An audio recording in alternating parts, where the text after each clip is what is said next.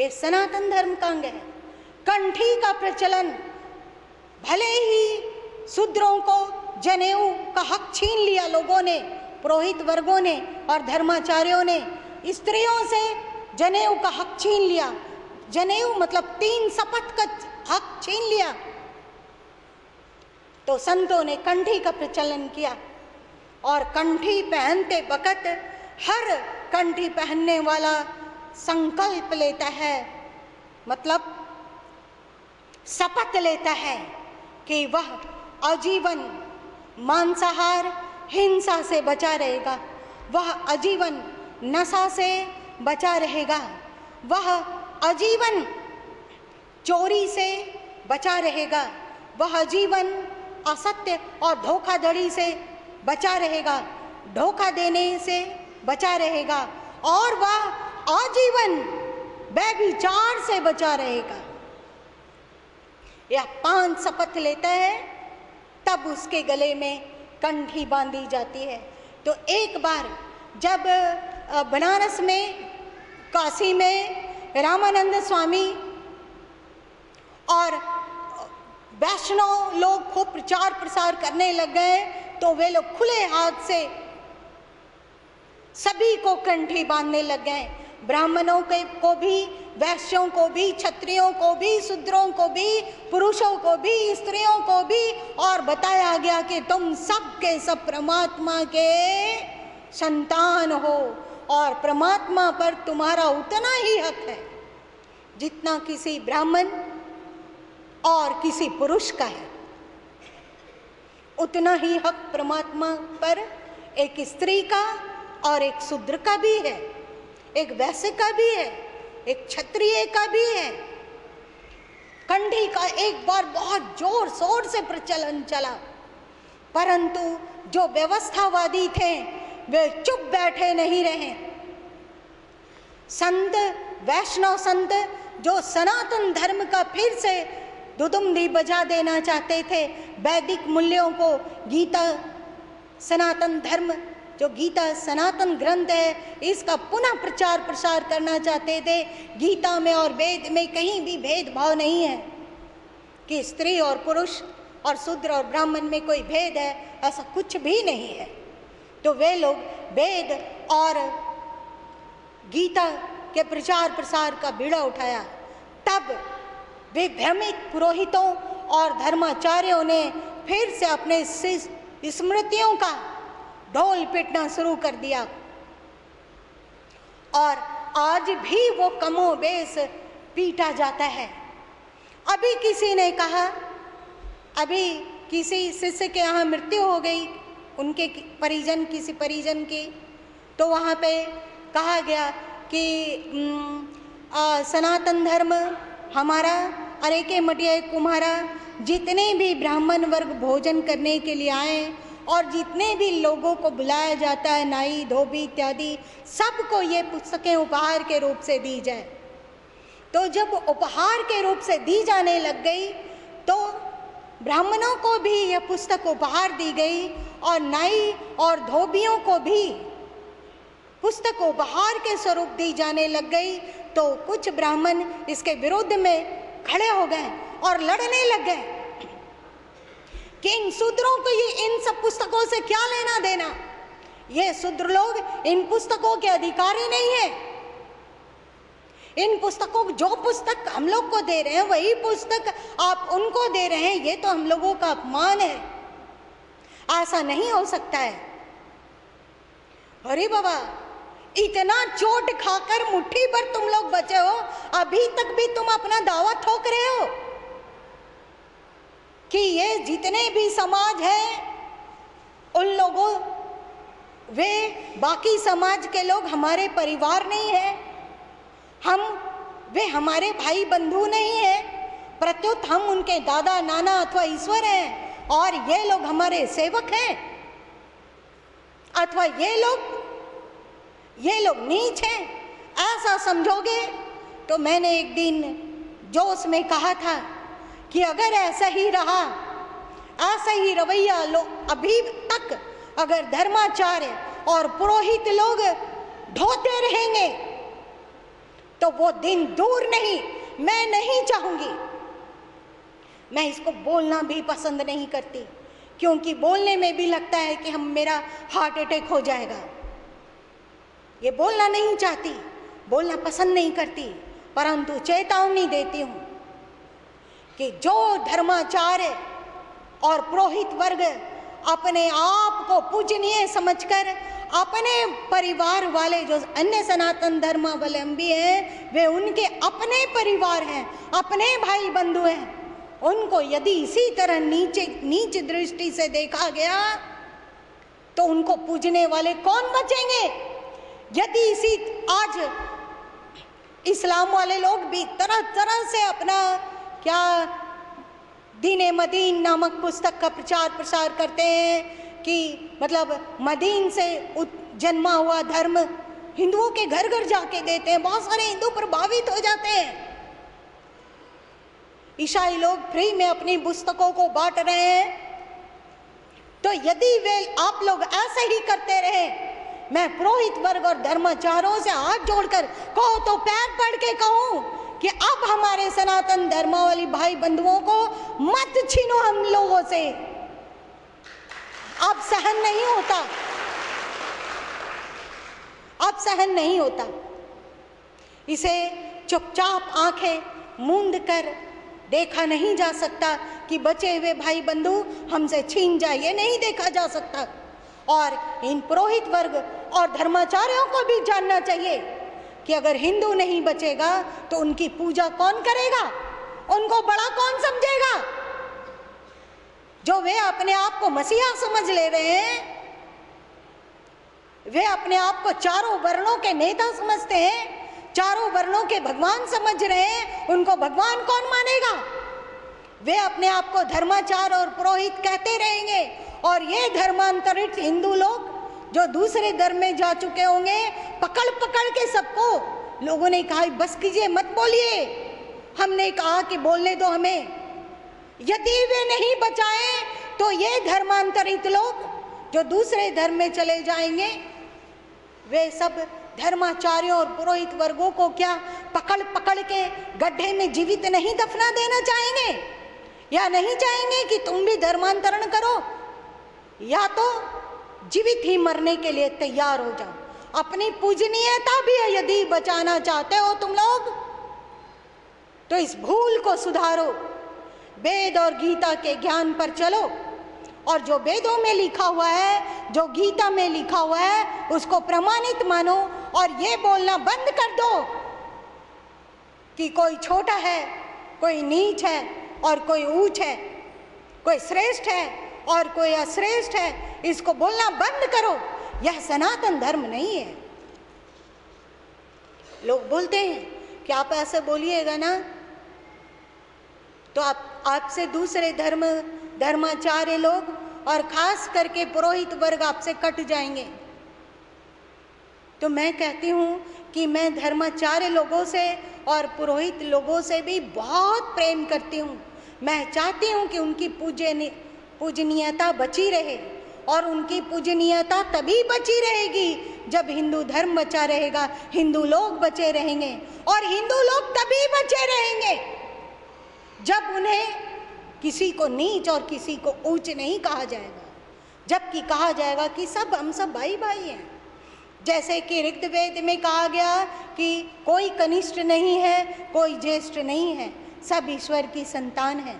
इस बात को का फिर से धर्माचार्यों को और पुरोहितों को प्रचार प्रसार करना होगा।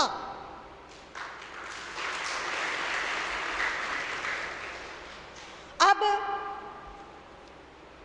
आप लोगों ने जाना कि जाति धर्म, कुल धर्म, जिसे कि अर्जुन ने सनातन कहा, तो श्री कृष्ण ने उन्हें अनार्य जुष्टम कह के फटकार लगाया। श्री कृष्ण ने कहा कि जो सोचने योग्य नहीं है उसके लिए चिंता करते हो और पंडितों की तरह बात बघारते हो, अपने को ज्ञानी सिद्ध करते हो। ओ असोच्यानम सोचस्तम प्रज्ञावादश्च भाससे, बुद्धिमान की तरह बानी बोलते हो, तो सनातन धर्म वस्तुतः है क्या? आज के समय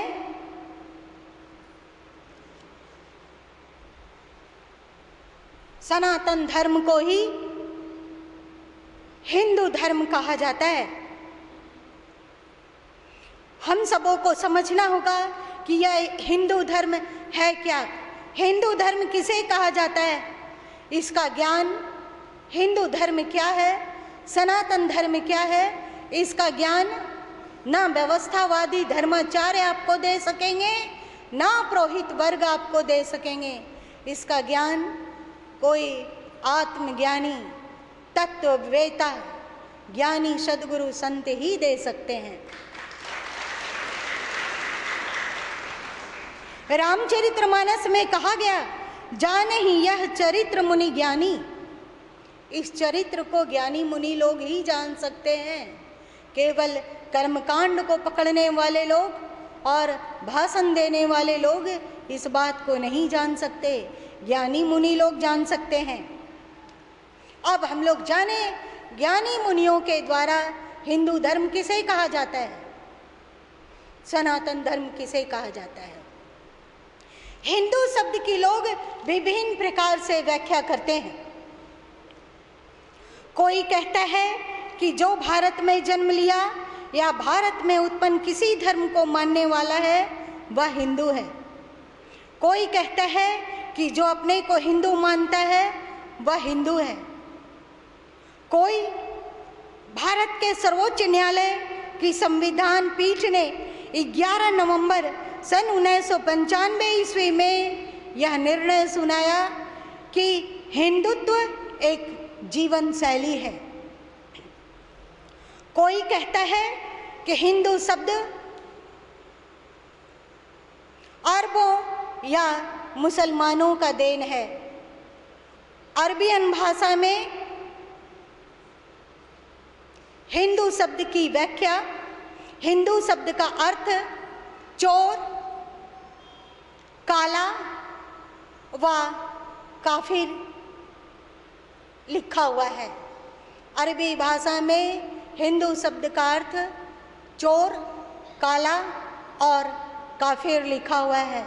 और हिंदू लोग अपने जो इस बात को बोलते हैं कि अरबियन और मुसलमान लोग हिंदू लोगों, सनातनी लोग को हिंदू कहने लग गए। कुछ लोग कहते हैं कि सिंधु नदी के इस पार रहने के कारण अरब के लोग सौ का उच्चारण हा की तरह करते थे, तो सिंधु नदी के इस पार रहने वाले लोगों को उन्होंने सिंधु ना कहकर हिंदू कहा। मतलब हिंदू शब्द अरब देश से आयात किया हुआ है, आयात किया हुआ है। लोग इस बात पर सबके सब अधिकांश लोग हामी भरते हैं कि हाँ, हिंदू शब्द प्राचीन ग्रंथों में नहीं लिखा हुआ है। और आपका सर्वोच्च न्यायालय मतलब सुप्रीम कोर्ट कहता है कि हिंदुत्व एक जीवन शैली है। प्रश्न उठता है कि क्या हिंदुत्व किसी जीवन शैली का नाम है? क्या जाति पाति में जीवन यापन करना, वर्ण व्यवस्था का भ्रामक व्यवस्था को धारण किए रहना, अथवा मंदिर जाना, मूर्ति पूजा करना, अथवा विशेष भारतीय उद्भाषित जन्म, मृत्यु, विवाहादि एवं अन्य कर्मकांडों के अनुसार जीवनचर्या को अपनाना ही हिंदुत्व है? या हिंदुत्व है क्या? हिंदू धर्म किसे कहा जाता है? क्या हिंदू शब्द अरबों का देन है? ज्ञानी गुरुओं के पास, ज्ञानी संतों से इसका रहस्य जानना होगा। ऐ सनातन धर्मावलंबियों, हिंदू शब्द ना अरबों की देन है, ना यह कोई जीवन शैली है। प्रत्युत यह तो सत्य सनातन अमृत का वाचक है, जिसे जानकर आप धन्य धन कर उठोगे। जिसे जानकर आप गौरवबोध से भर जाओगे। मैं इसे खुले मंच से यह उद्घोषणा करती हूं, आप लोग कान खोल कर सुन लेने के लिए तैयार हो जाइए। ये कोई छुपा छुपी बात नहीं कर रही, खुले मंच से उद्घोषणा करती हूं कि जब तक व्यक्ति हिंदू नहीं बनेगा तब तक वह चाहे कितना भी नाक रगड़ ले, पर वह परमात्मा, गॉड या अल्लाह तक कदापि नहीं पहुंच सकता।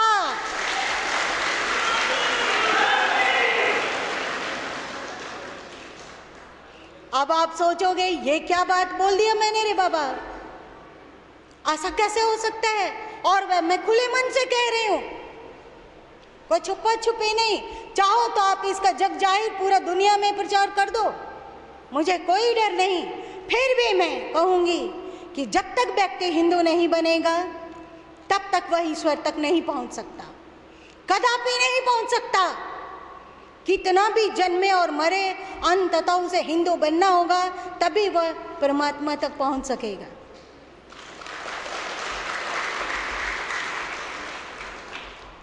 आप सुनो कि मैं ऐसा क्यों कह रही हूं। हिंदू शब्द कोई अर्वाचीन नहीं है, मतलब हिंदू शब्द कोई नवीन नहीं है, यह अरबों का देन नहीं है, यह कोई जीवन शैली नहीं है। हिंदू शब्द बहुत ही प्राचीन शब्द है। भले ही इस प्राचीन शब्द का प्रचार प्रसार ना हुआ हो, परंतु इस प्राचीन शब्द का उल्लेख थोड़े अंतर से वेदों में भी और गीता में भी भरपूर मात्रा में उल्लेखित हुआ है, इसे जान लो आप सब।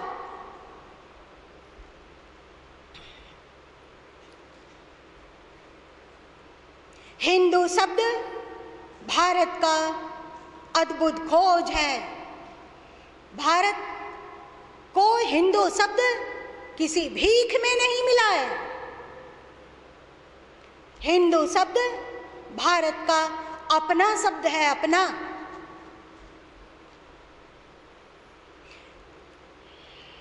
हिंदू शब्द धारण करना परमात्मा, सत्य व सनातन तत्व की ओर अग्रसर होने का शर्त या रामबाण उपाय है।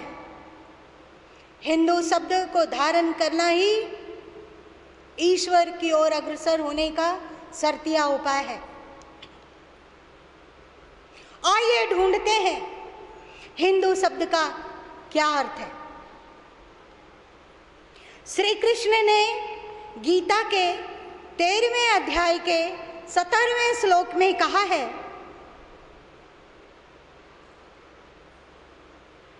कि वह ब्रह्म यानी परमात्मा ज्योतियों का ज्योति है। वेदों में भी परमात्मा को ज्योति स्वरूप बतलाया गया है, परमात्मा को प्रकाश स्वरूप बतलाया गया है। ये बात वेद और गीता के द्वारा भली भांति जाना जा सकता है। गीता के 13वें अध्याय के 17वें श्लोक में ही कहा गया, हृदय सर्वस्य विष्टितम, अर्थात वह परमात्मा ज्योति प्राणी के हृदय में वास करता है। हृदय सर्वस्य विष्टितम, वह परमात्मा सभी के हृदय में, परमात्मा ज्योति सभी के हृदय में निवास करता है। आज आप लोग प्रातः काल भजन सुने कि घट घट वासी है अविनाशी, बिन गुरु कोई जाने ना।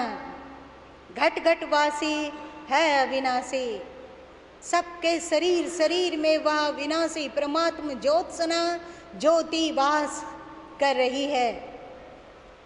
इसी को गीता के 15वें अध्याय के 15वें श्लोक में कहा गया, सर्वस्य चाहम हृदय सन्निविष्टो, अर्थात परमात्मा सभी के हृदय में निवास करते हैं।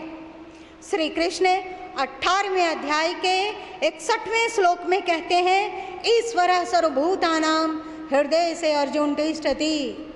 हे अर्जुन, सभी भूत प्राणियों के हृदय में परमात्मा आत्मा के रूप से, आत्म ज्योति के रूप से वास करता है। यही बात वेद, संत बानी एवं सभी शास्त्र कहते हैं। अब हिंदू शब्द का अर्थ खुल गया होगा। हिंदू शब्द 2 शब्दों के मेल से बना हुआ है, हृदय जोड़ हिंदू, हृदय जोड़ हिंदू। हृदय से, हृदय जोड़ हिंदू से हिंदू शब्द की व्युत्पत्ति होती है। मतलब श्री कृष्ण गीता में कहते हैं, यानि सा सर्वभूतानां तस्याम जागृति संयमी, अर्थात इस जगत रूपी रात्रि में परमात्मा का शाश्वत प्रकाश सभी के हृदय में विद्यमान है। इस तथ्य को जानने के कारण सनातन धर्मावलंबियों का नाम हिंदू पड़ा।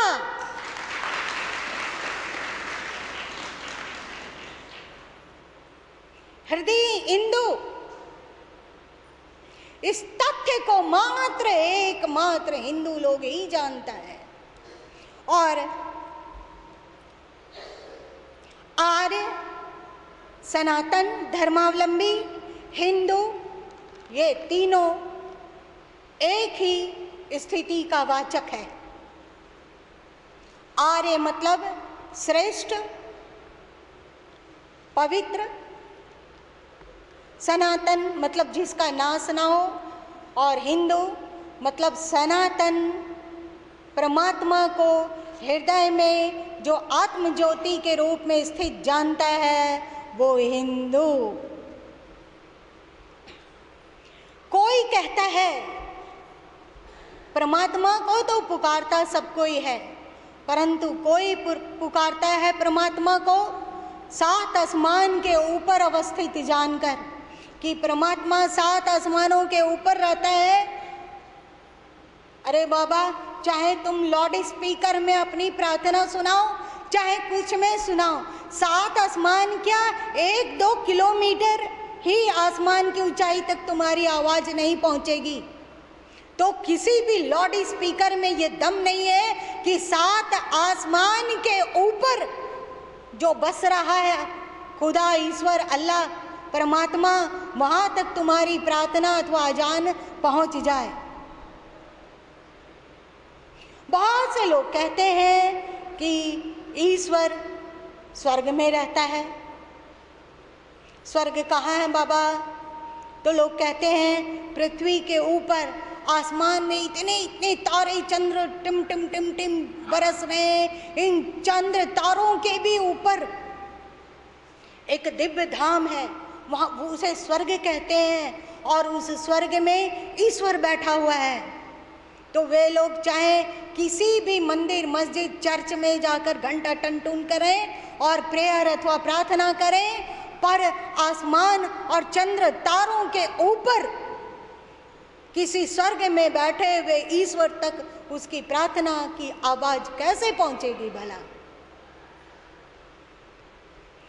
हिंदू कहता है कि हम जिस परमात्मा की पूजा कर रहे हैं, जिस परमात्मा की उपासना कर रहे हैं, वो दूर नहीं, मेरे हृदय में भी आत्मा के रूप से विराजित है।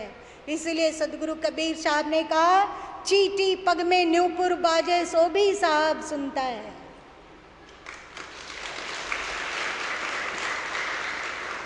चीटी के चलने की आवाज को भी परमात्मा सुनता है। और एक हिंदू ही कहता है कि परमात्मा अत्यंत निकट आत्मा के रूप से विराजित है। यह ज्ञान मात्र सनातनियों में ही मुखर हुआ है, इसलिए सनातनियों को हिंदू कहा जाता है। आप कहेंगे कि अनेक सनातन धर्म को मानने वाले तो विभिन्न देवी देवता की मूर्ति पूजा में ही अटके हुए हैं। उन्हें यह क्या कहाँ ज्ञान है कि परमात्मा सबके हृदय में वास करता है? तो क्या उन्हें हिंदू ना कहा जाए? मैं डंके की चोट से फिर से एक बात कहती हूं, सुनो कान खोलकर, कि सभी देव पूजक या मूर्ति पूजक या किसी भी देवी देवता की पूजा करने वाले हर हिंदू को यह ज्ञान है कि परमात्मा हृदय में भी वास करता है। आप देख लो, कोई दुर्गा जी की पूजा करता है, मंदिर में पंडित जी दुर्गा जी का स्तोत्र पाठ करते हैं, तो वे कहते हैं या देवी सर्वभूतेषु आत्मरूपेण संस्थिता नमो तस्ते नमो तस्ते नमो तस्ते नमो नमः। ये क्या हो गया रे बाबा? देवी पूजक कहते हैं वे उस देवी की पूजा कर रहे हैं जो हृदय में आत्मा के रूप से वास कर रहा है। आप महाराष्ट्र चले जाओ, महाराष्ट्र में गणेश जी की पूजा होती है, पर जब वे गणेश जी का स्तोत्र पाठ करेंगे, स्तुति पाठ करेंगे, तो आप देखोगे कि गणेश जी को वे बोल रहे हैं कि आप घट घट में वास करने वाले हो, सबके प्राणी प्राणी में तुम ही बसते हो, तुम ही सृष्टि करता हो, तुम ही प्रलय करता हो, तुम ही पालन करता हो, तुम सृष्टि के कण कण में, जरे जरे में और सब भूत प्राणियों में वास करे हो। शिव जी के उपासकों के पास चले जाओ, जो सब है उन लोगों के पास जाओ, तो वे भी शिव की स्तुति और स्तोत्र पाठ में कहेंगे कि वे शिव सब भूत प्राणियों में आत्मा के रूप से अवस्थित है। किसी विष्णु उपासक के पास जाओ जो कि विष्णु जी की मूर्ति बना के रखे हो, जो कि अरे बाबा अभी तत्काल पूजा शुरू हुई है, 100 साल हो रहा है साईं बाबा की पूजा करने वालों की संख्या, 100 साल से साईं बाबा की पूजा प्रचलित हुई। आप साईं मंदिर में भी चले जाओ, वहाँ भी हिंदू लोग गीत गाएंगे कि हे साईं बाबा, आप घट घट में, आप सभी भूत प्राणियों में वास करने वाले आप ही हो। मतलब हिंदू जाने अनजाने या जानता है कि परमात्मा सबके घट घट में वास करने वाला आत्मा के रूप से विराजित है। यह ज्ञान हिंदुओं के जर्रे जर्रे में है। चाहे वो अपने को भले ही कहता हो कि वो शैव उपासक है, वह भले ही कहता हो कि दुर्गा उपासक है, परंतु एक बात बताओ कि दुर्गा जी, अगर हिंदू लोग बेवकूफ़ नहीं है, वे लोग जानते हैं कि परमात्मा एक है, वरना अगर दुर्गा जी भी आत्मा के रूप से शरीर में निवास करने लग जाए अलग रूप से, शिव जी भी आत्मा के रूप से निवास करने लग जाए हृदय में, दुर्गा जी भला कृष्ण जी, विष्णु जी, हनुमान जी, साईं बाबा और 33 करोड़ देवी देवता आत्मा के रूप से, भिन्न भिन्न आत्मा के रूप से प्राणी लोग के हृदय में घुस जाएंगे, तो व्यक्ति का हृदय नहीं रहकर लड़ाई का अखाड़ा बन जाएगा। सभी हिंदू लोग जानते हैं कि परमात्मा एक है। वही परमात्मा को वे दुर्गा के रूप से उपासना कर रहे हैं, वही परमात्मा, वही दुर्गा, मतलब वही ईश्वर सबके हृदय में आत्मा के रूप से निवास करता है। सभी लोग को पता है कि सभी के देह शरीर में एक आत्मा है, कि आपके देह में 10-20 आत्मा है रे बाबा, एक आत्मा है। मतलब ईश्वर एक है। देवी देवता, हमने भगवान के विभिन्न गुणों की कल्पना, विभिन्न गुणों के प्रतीक के रूप में देव मूर्तियों को गढ़ा और उस मूर्ति की पूजा के द्वारा हम ईश्वर की ही आराधना करते हैं और इस ज्ञान को रखे हुए, जीवित रखे हुए हैं। इसका स्तोत्र पाठ करते हैं, स्तुति पाठ करते हैं। सीता जी कहती है, जो भगवान सकल उर्वासी करिए मोहि रघुपति की दासी। जो भगवान सबके हृदय में वास करने वाले हैं, वे मुझे राम के चरण, राम से मिला दे। ये सब हिंदू मात्र को ज्ञान है, भले ही से यह ज्ञान होश पूर्वक हो अथवा बेहोशी में, परंतु हिंदू में ये ज्ञान है। आप याद रख लीजिए, इसीलिए मैंने आपको कहा कि आपको याद रखना चाहिए कि परमात्मा तक एकमात्र आत्मा के गलियारे से गुजरकर ही पहुंचा जा सकता है। परमात्मा तक एकमात्र आत्मा के ही गलियारे से गुजरकर पहुंचा जा सकता है। मतलब इसीलिए आप वेदों को पढ़ो, गीता में पढ़ो, आत्मा का ज्ञान, आत्मा का विज्ञान वेदों में भी और गीता में भी भरा पड़ा हुआ है। और इस आत्मा का ज्ञान हम लोगों के हृदय में परमात्मा आत्मा के रूप से निवास कर रहा है। यह एकमात्र हिंदुओं को है। हिंदू ही सक्षम है, समर्थ है कि वो आत्मा की गलियारे से, हृदयस्थ आत्मा की गलियारे से गुजरकर परमात्मा तक पहुंच जाए। तो आप बताओ, क्या जब तक व्यक्ति हिंदू, क्या कोई हिंदू बने बिना ईश्वर तक पहुंच सकेगा? कैसे पहुंचेगा? वो हृदय में अवस्थित हृदयेंदु, हिंदू का मतलब हृदयेंदु, हृदय में प्रकाश स्वरूप आत्मा को जानने वाले को हिंदू कहा गया। तो जब तक लोग नहीं जान लेंगे कि आत्मा में परमात्मा का हृदय में आत्मा का, आत्म ज्योति का निवास है, जो परमात्मा ज्योति ही का ही अंश है। इसको जब तक लोग नहीं जानेंगे, मतलब जब तक लोग हिंदू नहीं बनेंगे, तब तक वे परमात्मा तक कैसे पहुंचेंगे? यह अमृत तुल्य शाश्वत ज्ञान मात्र हिंदुओं के पास है। यह सनातन ज्ञान ही सनातन धर्म है अथवा हिंदू धर्म है। हिंदू यानी हृदय जोड़ इंदु, यानी हृदय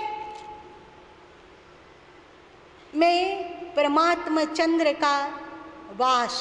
इंदु मतलब चंद्रमा, शीतल चंद्रमा, प्रकाश स्वरूप।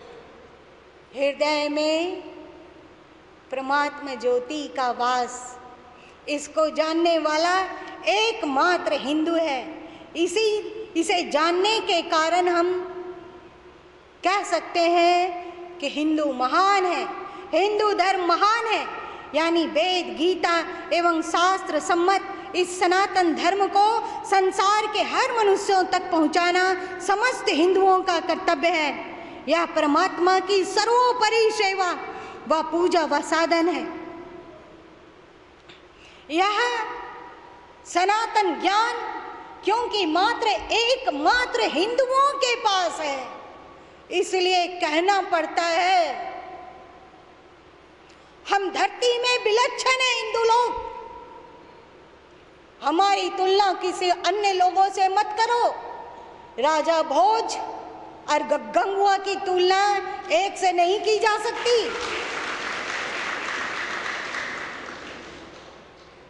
ये ज्ञान, ये अमृत सदृश ज्ञान, ये महान ज्ञान केवल हम लोग के पास है।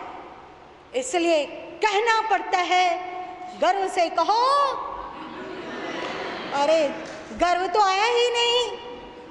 पहले समझ लिया कि हिंदू शब्द कोई विदेश का आया हुआ नहीं है, कोई जीवन शैली नहीं है, एक अमृत खोज है।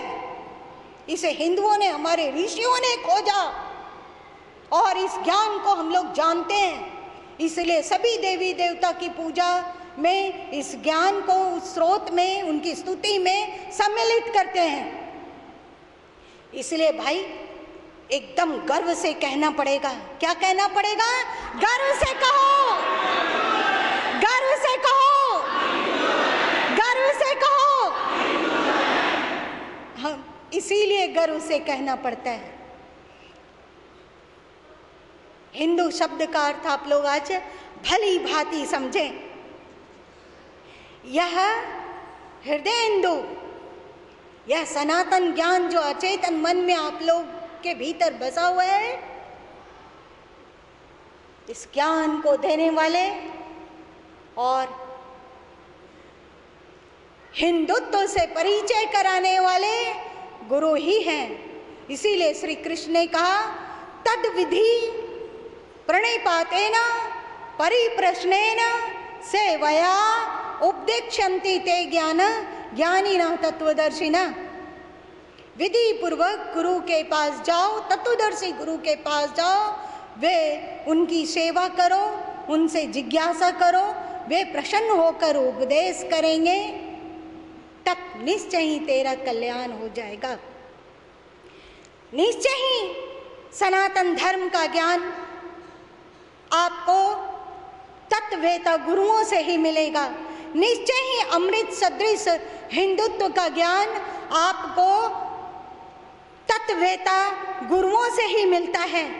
इस सनातन हिंदुत्व से ही समस्त अमृतमय दैविक एवं विश्व कल्याणकारी गुणों का श्रवण होता है। जिस दिन दूसरे धर्मावलंबी भी हिंदुत्व को जान लेंगे अथवा हिंदू बन जाएंगे, मतलब इस बात को जान लेंगे कि घट घट में वह साईं रमता, कटुक वचन मत बोल रे। हर घट में परमात्मा वास करता है, तब वे लोग भी इस बात को जान लेंगे। इस बात को जानते के साथ वे हिंदू बन जाएंगे और हिंदू बनते के साथ ही वे बोल उठेंगे, क्या? सर्वे भवन्तु सुखिना। तो मार काट, हिंसा, हत्या सब समाप्त। जो तुम लोग कहते हो राम राज्य की बात, वो राम राज्य की कल्पना साकार हो जाएगी। बिना हिंदू बने तो ये कल्पना साकार होने वाली नहीं है।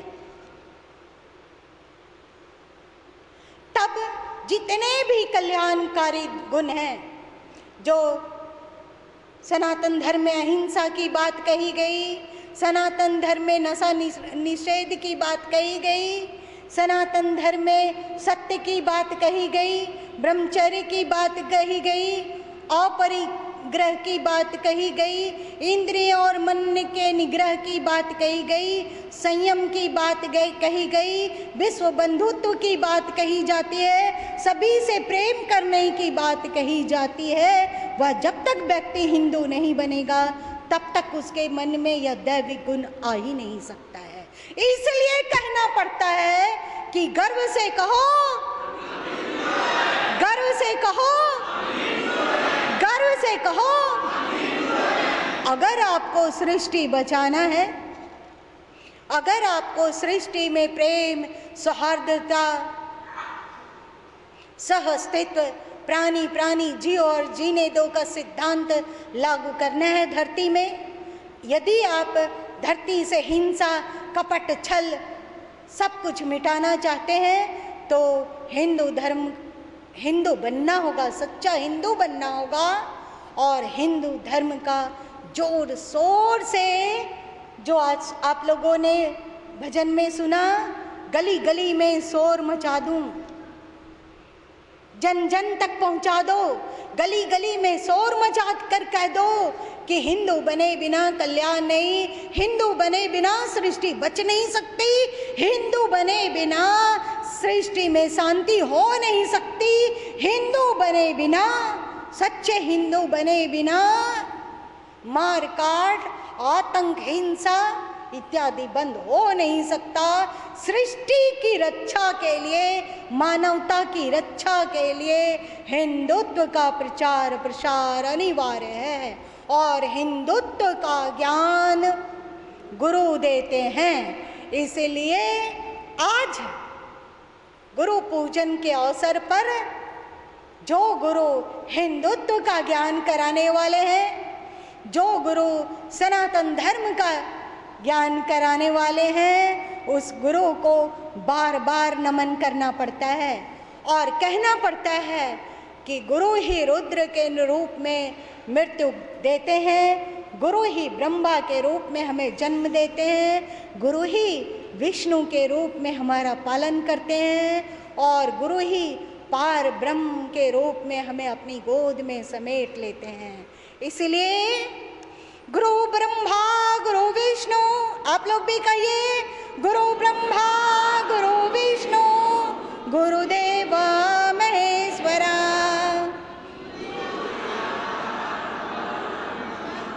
गुरु ब्रह्मा गुरु विष्णु गुरुदेवो महेश्वरा।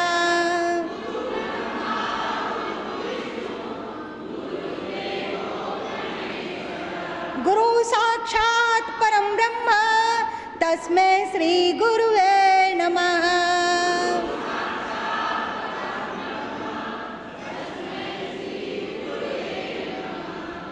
गुरु साक्षात् परम ब्रह्म तस्मै श्री गुरुवे नमः।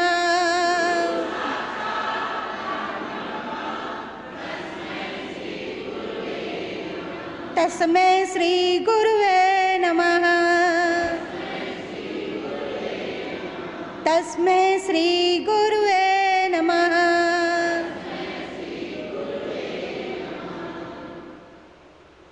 इस सनातन धर्म की खोज करने वाले वैदिक ऋषियों मतलब आदि गुरुओं को भी हम बार बार नमन करते हैं। आज तक जितने भी गुरु हो गए जो हिंदुत्व का उपदेश करने वाले हैं, सनातन धर्म का उपदेश करने वाले हैं, उन सब विगत भूतकाल के भी गुरुओं को नमन करते हैं। और आज इस धरती पर जो भी सच्चे सनातन धर्म और हिंदुत्व का उपदेश करने वाले हैं, उन गुरुओं को नमन करते हैं। और भविष्य में आने वाले समय में जो भी सनातन धर्म और हिंदुत्व का उपदेश करने वाले होंगे, प्रचार प्रसार करने वाले होंगे, उन आने वाले भविष्य के गुरुओं को भी प्रणाम करते हैं। तस्मै श्री गुरुवे नमः। आज गुरु पूर्णिमा के संदेश के रूप में इतना ही। प्रेम से बोलिए गुरुदेव भगवान की, गुरुदेव भगवान की, गुरुदेव भगवान की। शिव रूप गुरु की, शिव रूप गुरु की, ब्रह्मा रूप गुरु की, ब्रह्मा रूप गुरु की, विष्णु रूप गुरु की, विष्णु रूप गुरु की, पार ब्रह्म रूप गुरु की, पार ब्रह्म रूप गुरु की, सनातन धर्म को प्रकाश में लाने वाले गुरु की, सनातन धर्म को प्रकाश में लाने वाले गुरु की।